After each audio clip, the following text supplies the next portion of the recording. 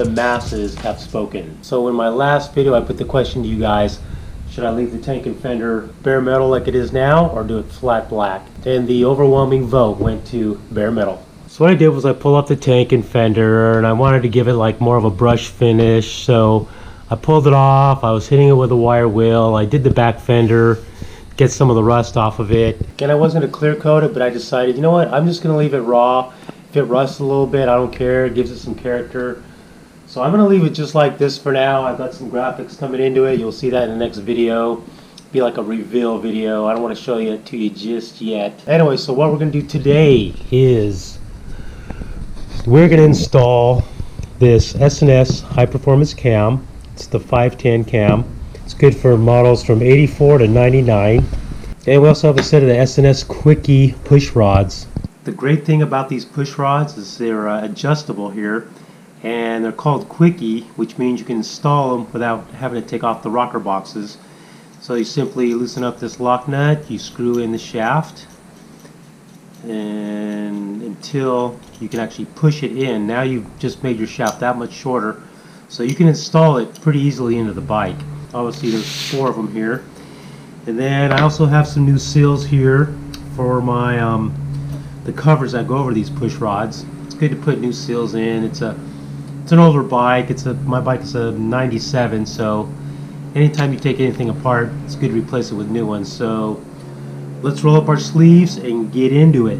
Alright, there's a few things you want to do first, and one of them is to get the back wheel slightly off the ground. So we're going to use this handy center stand here. Every Harley owner should have one of these for one reason or another. Changing your back tire, stuff like that. So you just got to get the back wheel up enough to be able to turn it.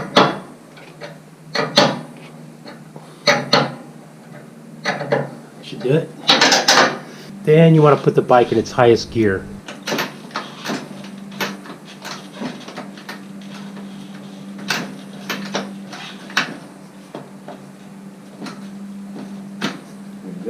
You also want to remove the spark plugs, so when we turn the back wheel to turn the motor over slowly, you have no compression in the motor.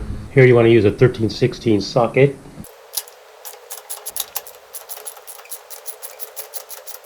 You also want to make sure you have your negative battery terminal unhooked. Okay, so I got a little bit of a head start here because I wasn't planning on making this video. All I wanted to do was remove this side case to get it powder coated black because it was chrome. So what I've skipped is the process of I've lowered this pipe out of the way. Before I took this apart, I'd never had this apart before. I didn't even know the cam was back here. That's how new I am to Harleys. But I took this ignition out. I should have marked it before I took it out, whatever position it was initially in. And then, you know, before I remove this case, I should have cut these push rods that are inside these covers here. But because I'm starting at this point, I can't really show you all that. What happened was when I slid this cover off, it kind of pulled out on this gear and the cam that's behind the gear. This is all the cam right here. So my first step is to take these covers off, cut the push rods with bolt cutters, and then I'll be able to remove this cam and put the new cam in. So what I've got here is just a simple Phillips screwdriver. I cut a little piece of rubber hose, slid it on the end, because I'm going to insert it between the fins of the cylinder here and just push down on this spring-loaded part right here. Never done this before, so it's pretty stubborn. There we go. And then this just pops out, and you do that to all 4 of them. And then you can just slide this lower part up right here to like that to get out of your way. And then I'm just going to wire this up out of the way right here. I'll do this to all 4 of these, and then this is the inner push rod, and we'll cut these next. Actually, I found something I think works a little better than using a round screwdriver, because the round screwdriver wants to just slide off this cap because it's rounded right here.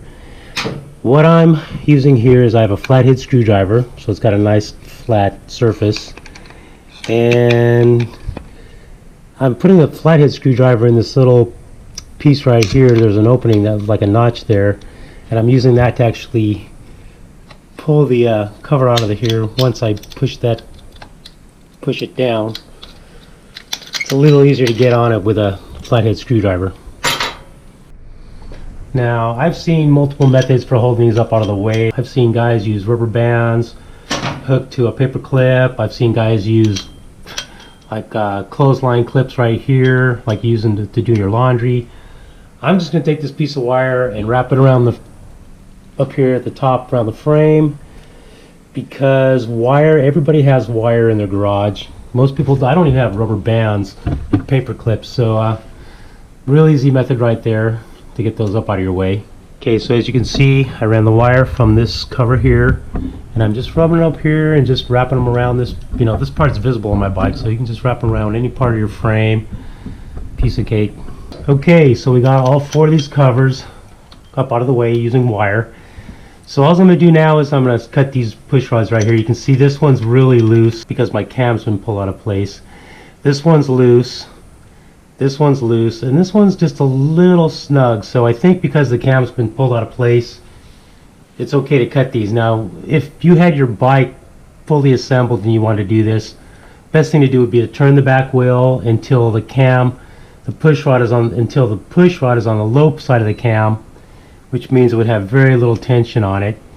You don't want to cut these when the push rod's on the high lobe of the cam, because that means there's a lot of pressure on this rod, and you don't want things to go flying. And I'm actually wearing safety goggles for this, just in case anything wants to go flying, but I'm sure we'll be fine.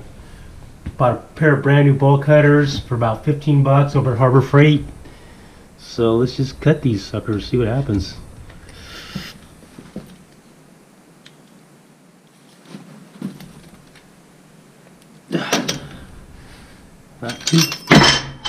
There you go. Done. Not too hard. These things are hollow inside, so they're not like they're solid steel. Make sure you don't cut anything else. Alright, so I'll just do that to all 4, and then we'll go on to the next step. I'm also going to change out the O-rings, so I have these the old O-rings here in the motor. You can see these just come out real easy with a little flathead screwdriver. Boom. Hey, this one's kind of metal. That's strange. The new ones I have are just rubber, so I'm sure we're fine.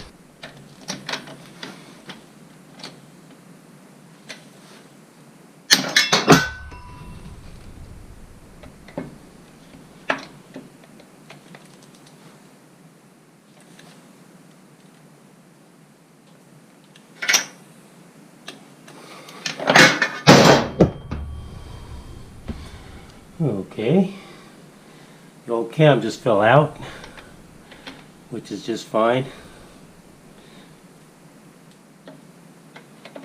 Come on, baby. Oh, okay, it's all good. So now all the old push rods are out, and the lifters are all freed up, because there's no cam in it right now. So basically the next step will be to just insert the cam, get it lined up with the other 2 gears here, put the new push rods in, and get them adjusted. Okay, actually before we start installing the push rods and the cam, I want to get the new O-rings on these covers here. If you remember, I have this collection of O-rings here for these covers, so let's get those installed first. Now the big O-ring goes on the bottom, the small O-ring goes on the top, and then these middle-sized O-rings go here in the middle, I believe. I gotta just kind of figure this out as I go. So if I just slide this off here, this slides down. Okay, so there's a inside of here, there's a spring, which mine's looking pretty tired and kind of rusty. And then here's an O-ring. So the new ones I have, I'm just gonna wipe this off and just slide on the new one, which are these brownish colored O-rings. Slide that down.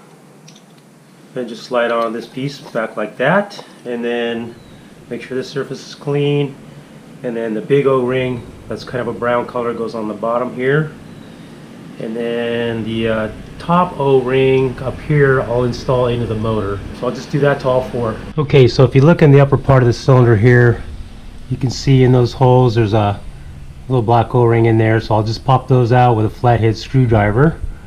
To there, to there. You want to clean this area out really good with a rag too, anytime you're putting in a new seal. You know, I can see like little oil residue and stuff in there that's dirty. Just make sure that's really clean. And then just pop in the new O-ring into the motor. Same way you took the old one out. Just slide it right in the hole. Sometimes it's not as easy as it sounds. There we go. Also make sure you clean the insides of these really good too, where you took out the old O-rings. Oh, what the hell was that? Oh, a little piece of metal that shouldn't have been in there. Came out. That could have caused a leak. So the next step is to get the cam in, and then to get the cover on before I put on the push rods. So I can now push the lifters right here up out of the way, slide in the new cam. This gear has a little mark on it right here, and this gear has a mark on it right there. There's a little line. They're still in position from taking the old cam out. So when I put in the new cam, I will want to line up those lines with these two dots you can see here on this cam here. Make sure that's all lined up. So let's get that done. Unfortunately, I don't have any special assembly lube, so I'm just going to take some of the motor oil I have here. I have some new motor oil, and I'm just going to kind of pre-oil all the surfaces here where everything meets up, here and here on all these four of these surfaces. Put a little bit of oil on the gear, just so everything's kind of lubed up from the very beginning. And then we'll just start to work this gear into place. Hopefully it's as easy as it sounds. I'm kind of getting the little dots lined up with these other two gears, so as I go in, I'm pretty close to where I need to be. This could be a bit of a challenge because there's four of these lifters and they're all kind of in the way. Now I gotta be careful because there's a washer back here. I just noticed that's kind of moving around. I want to make sure that that stays in place. I'm going to work this into place. You guys don't need to sit here and watch all of this because this might take a little bit. Okay, that wasn't as hard as I thought. I got this gear in place. I have these dots lined up with the grooves on these two gears.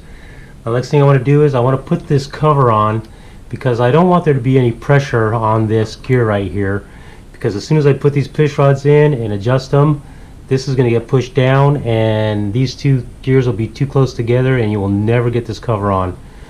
That's the problem I had before. So let's put this cover back in place here. I'm going to put some oil in these two areas here where there's some shafts that go in just to keep things lubricated. And then I'll slide the case on. Put some oil on this shaft here too. Let's try to get things to slide together a little easier.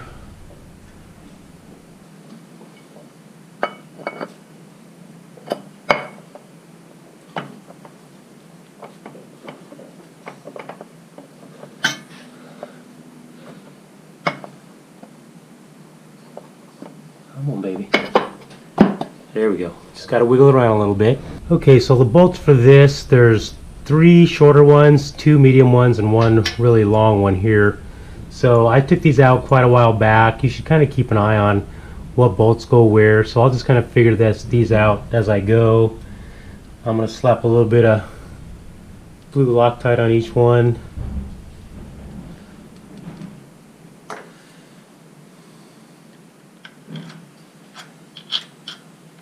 Long one's usually pretty easy to figure out. You just stick it in each hole until it goes in deep. Okay, so the really long one goes in this left hole here. Short one. Wow, it's really long. These 4 appear to need the same screw here. So now I think, I took this part a long time ago. I think this plate goes right here and holds, there's a wire that comes out of this case here And I think we normally run it down here, and we use this to kind of hold it in place. So I'm gonna put that on later. Right now I'm just gonna hand tighten these down so they're not like super tight. Actually, I'm gonna use my little impact here and just kind of snug them down.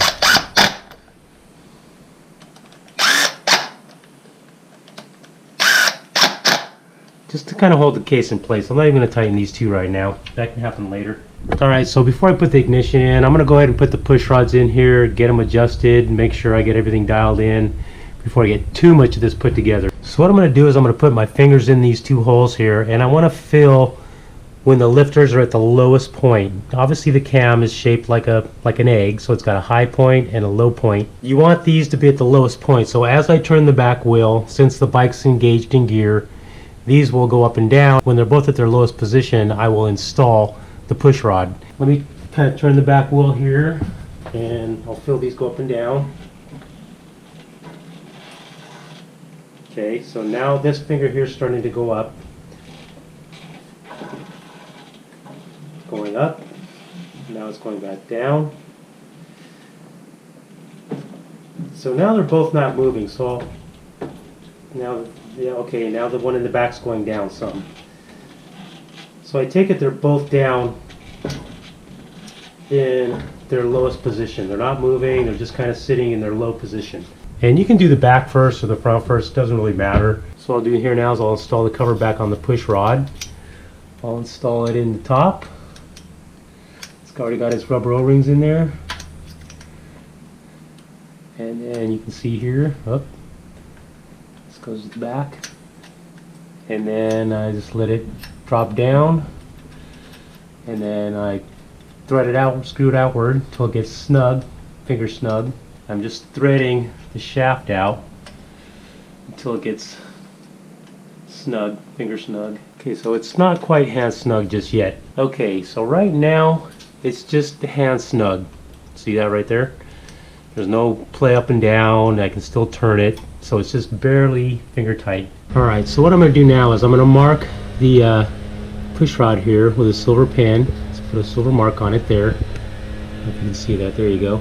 So what I'm going to do is, see how this has a hex on it? I'm going to turn this 20 flats. That's there's 6 flats, so every full turn would be 6, so 20 would be 6, 12, 18 plus 2. That's what I saw in an S&S video. Let's see how many turns that is of that. That should be just over 3 revolutions here.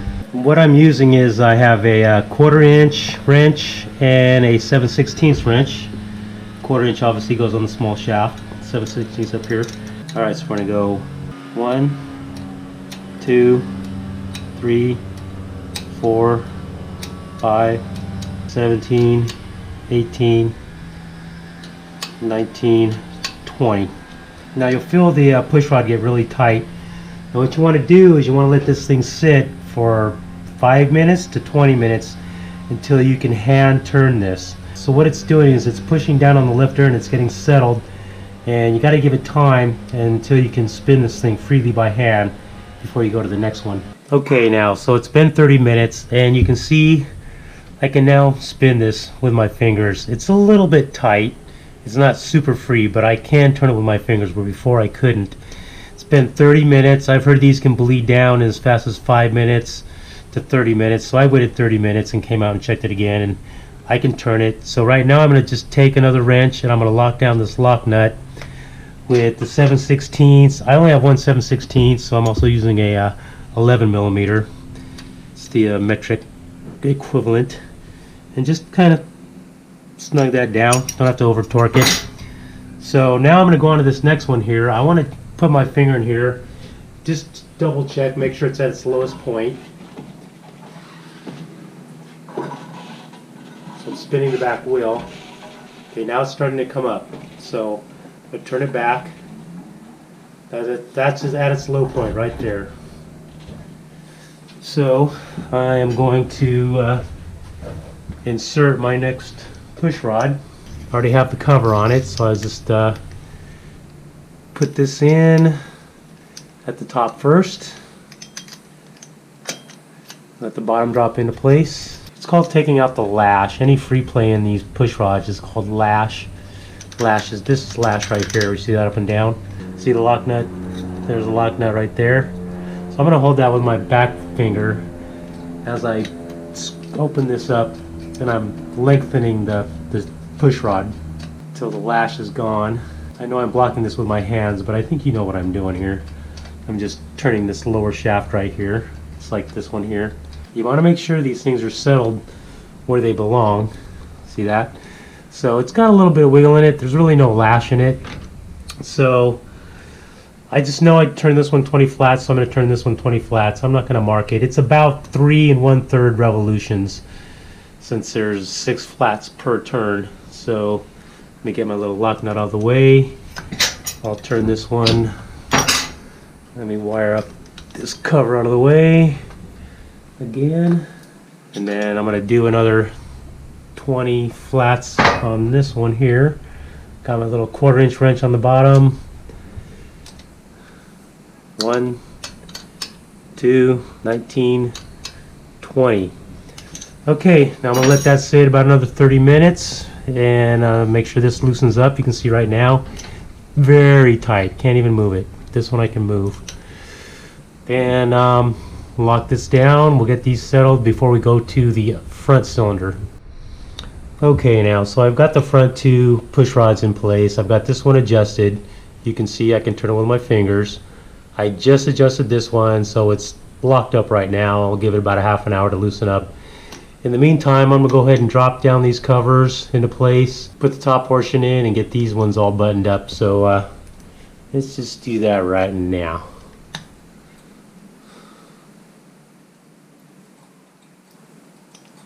I'm going to make sure I keep the seals, these lower O-ring seals, in place. Okay, so that's all in place. So to pretty much install these upper caps here, I just do the same thing I did before. I'll do the back one first. Need to make sure this sleeve here, this upper sleeve, is in place. What really pushes that up into the O-ring is this piece here. I want to kind of make sure that's tight in there. There we go. Kind of popped in place.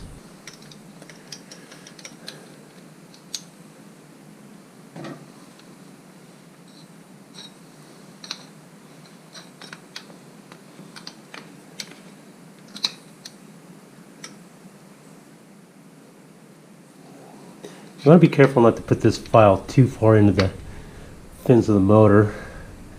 Just snap something off, then you won't be very happy. Wow, things got to go down a long way.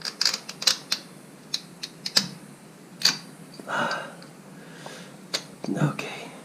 And you want to kind of turn this, make sure it's kind of pointing outward like that. Okay, while that final push rod's settling into place, what I'm going to do is I'm going to start installing some of the ignition here. First thing to go in is this piece here. You can see it's got a little notch right here. You can see a notch right there in this shaft. So we basically want to just line that up like that so it pops into place. Throw a little blue Loctite on its screw.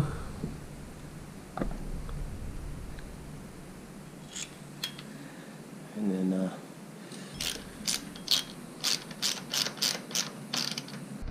next thing I'm going to install is this ignition plate here. I cut my wire because I had to get this thing powder coated, and it looked like the easiest way. I probably could have taken this thing apart, but I'm just going to solder these wires back together again once I get it installed. So I just feed this here through the hole, which I think is going to be pretty tight because I remember it was pretty tight coming out. Not too bad. Then the 2 screws that hold this in place are kind of have like these standoffs on them, something like this, and then you just the outer plate's going to screw into that. So let's just get this in place. All right, I got it in, and you know what? Check this out. I can see markings there where the screws used to be. I don't know if you can see that, but I can see a circle here where the standoff screw was holding this plate. So that'll tell me where my timing was previously, so I'll just turn it to that position. That's exactly where it was before, right there. Put a little Loctite on my little screw here. That makes me feel better. One less thing to worry about. Flathead screwdriver.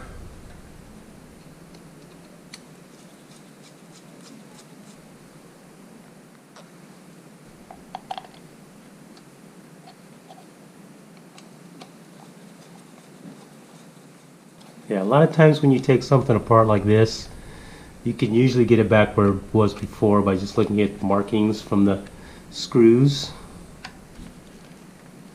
Just snug those down pretty good by hand. Alright, now I have this Roland Sands design billet cover. Nice piece here. Comes with a genuine James gaskets. Let's put this right here.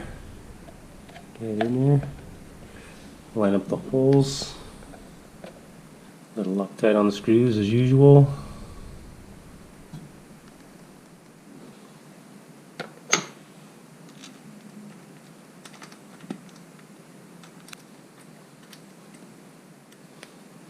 Never tighten down all the screws until you get them both in. I just snug that one to hold things in place until I get this one in, and I'll tighten them both down together.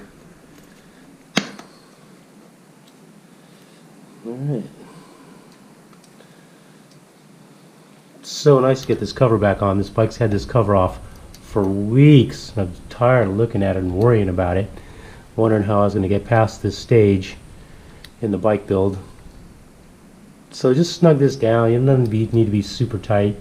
So there you have it. I'll just wait for this other one here to get settled in, lock it down, get these covers in place, and this whole thing here is basically wrapped up. One thing I want to mention real quick is I was just trying to install this cover here, and this rubber O-ring here was being stubborn going into the motor, so I just took a little bit of oil, lubed it up, and popped right in.